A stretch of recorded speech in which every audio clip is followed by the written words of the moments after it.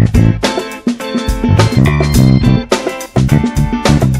everybody, Jeff Stone here with another episode of MagicReview.com. Today we're looking at A Study in Secrets Presents 3 Secrets by Ken Niinuma. I think that's how you say his name.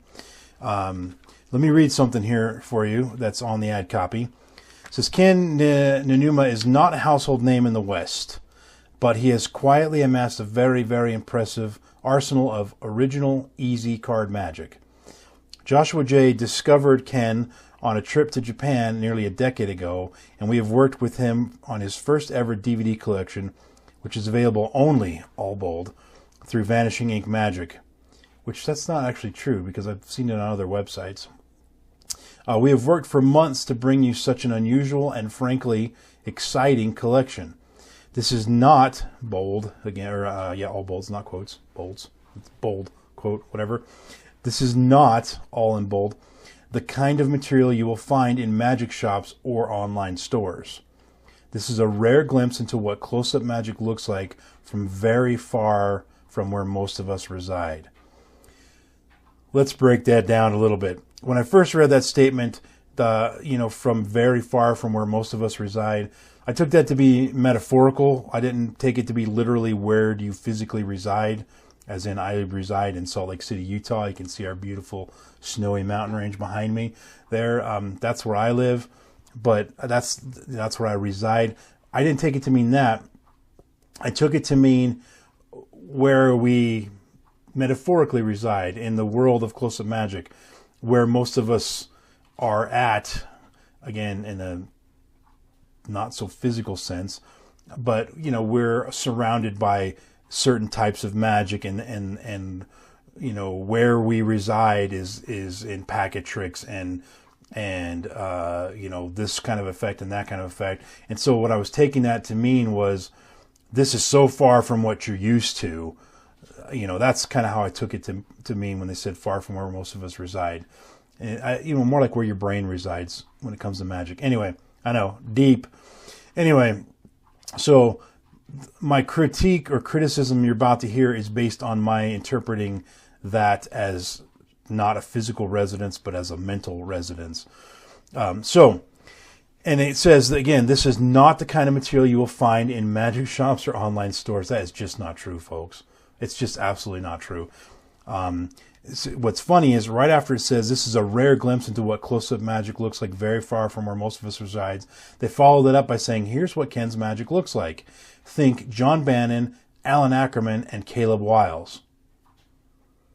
Aren't those the guys that were kind of used to and well-known standard card magic? Again, their magic's great. I'm not, belittling their magic, Bannon and Ackerman and Wiles. I'm just pointing out that we know them. They're famous. We know their stuff. We know that kind of magic.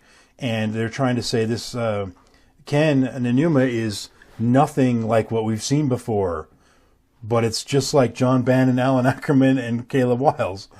So what are you talking about? So they add, it's just like Bannon, Ackerman, and Wiles with a distinctly Asian flair. Okay.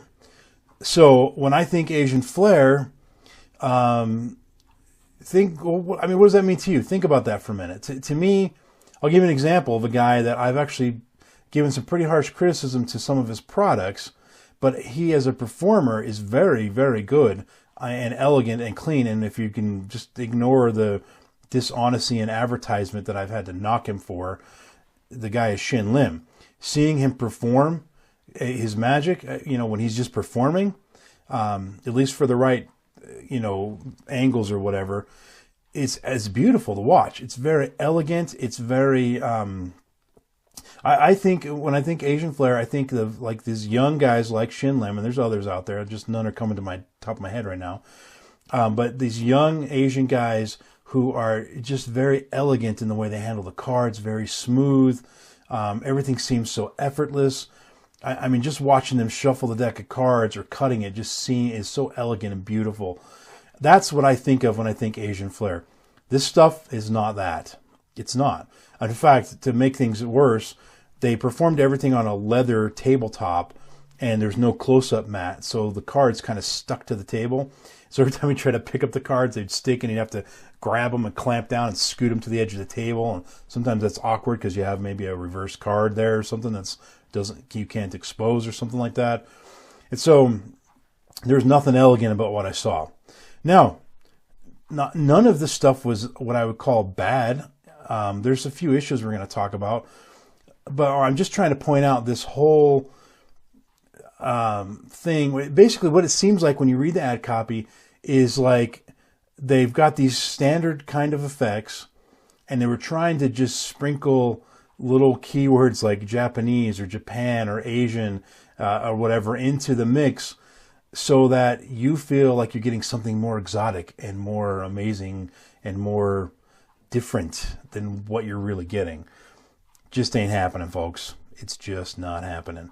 So, for example, the first effect, or one of the effects, I don't remember the order. Yeah, the first effect is Triumph.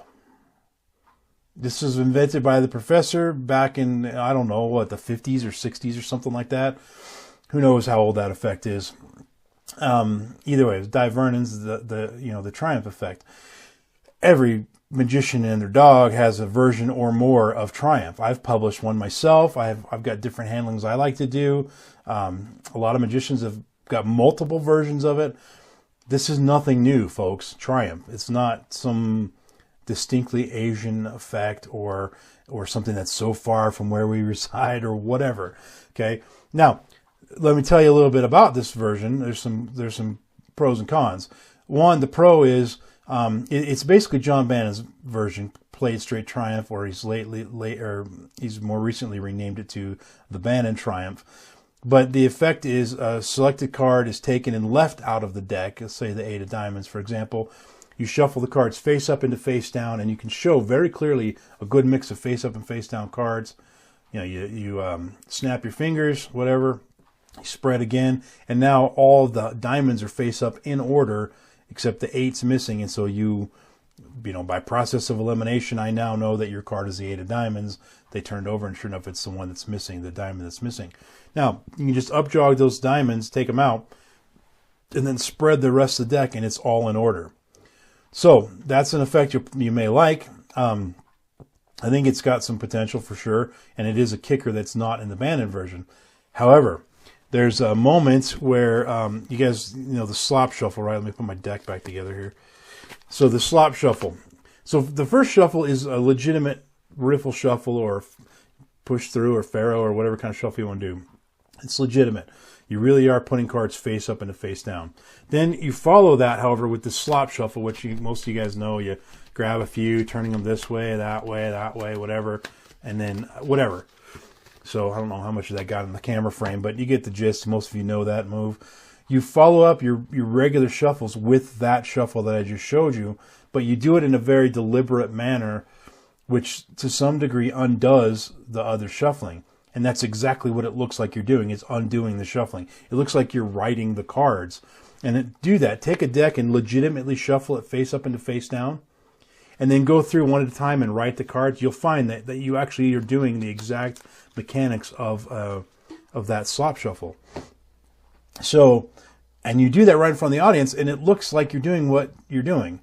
Now, even with that said, you still after that have a little bit of a display you can do that still makes the deck look mixed, but you've thrown some suspicion on it at that point, and I think that's a little bit of a problem with the method.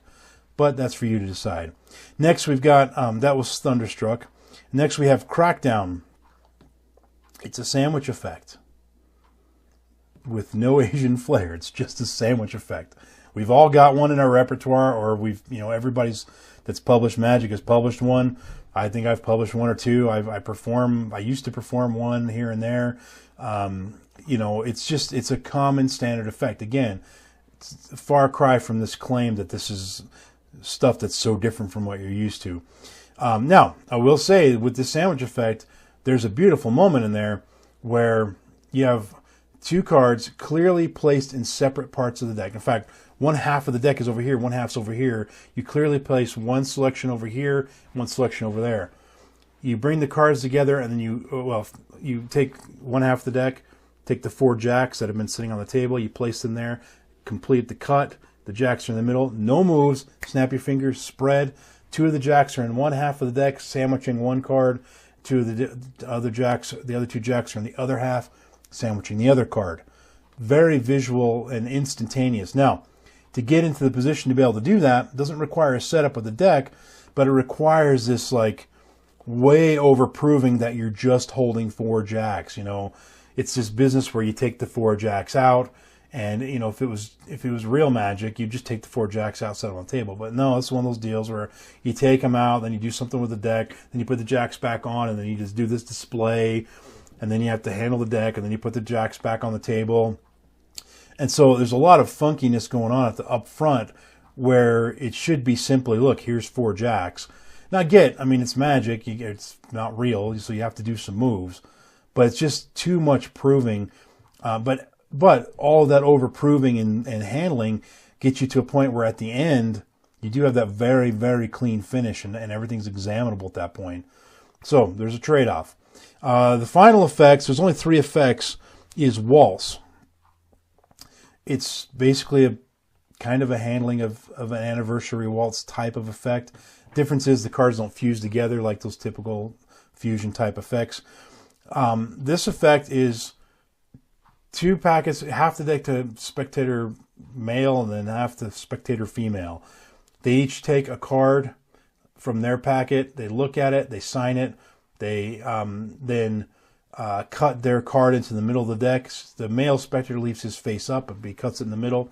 Put the packs together, and then you deal the cards. By the way, each spectator can shuffle their half before this all starts. Then you put it back together, you get one whole deck, and you deal it into 3 piles. And of course, the male spectator's card will be face up, so you'll see which pile it's in. You delete, get rid of the other 2 piles. Delete, that's a code thing. Sorry, programmer. Anyway, so you're left with 1 pile. You deal it out into 3 piles again, and then again, until you're left with just 1 pile, and it has 2 cards in it, and it ends up being the 2 selected cards. They found each other. Now, that's a lot of dealing, but it's self-working, and the spectator handles the cards 95.5% of the time, or whatever, 99.5% of the time.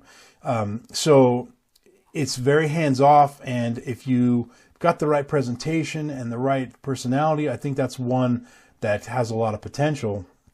And the method, again, just the dealing, if you don't mind the dealing. So, now, there are also 3 hidden effects that they tell you that they're hidden, but they don't tell you where or how. I found all 3 videos very easily and quickly. It took me just a couple minutes to find them.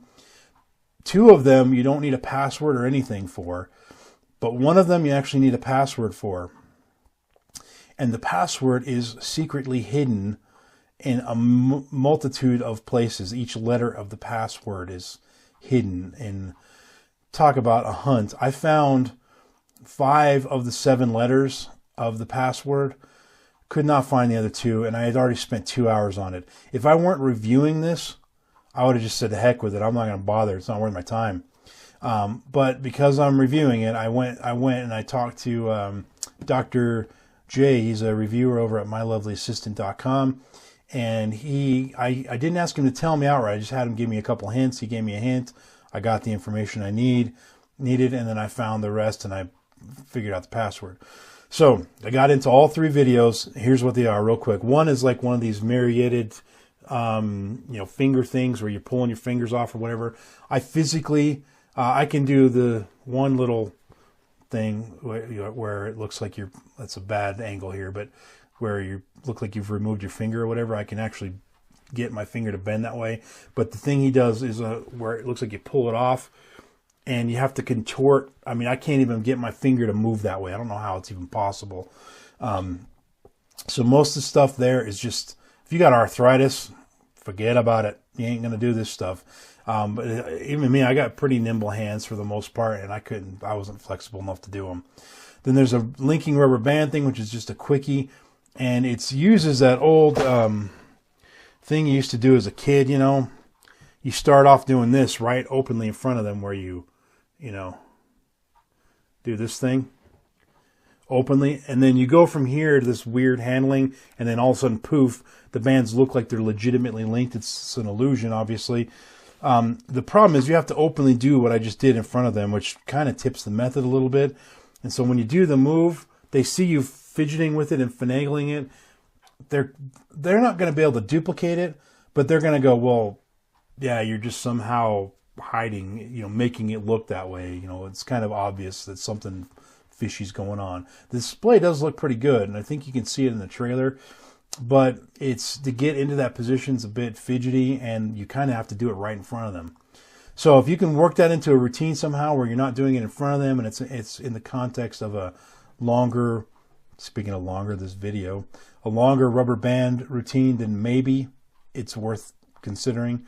The last one was, it was a, what do you call it? An ace assembly.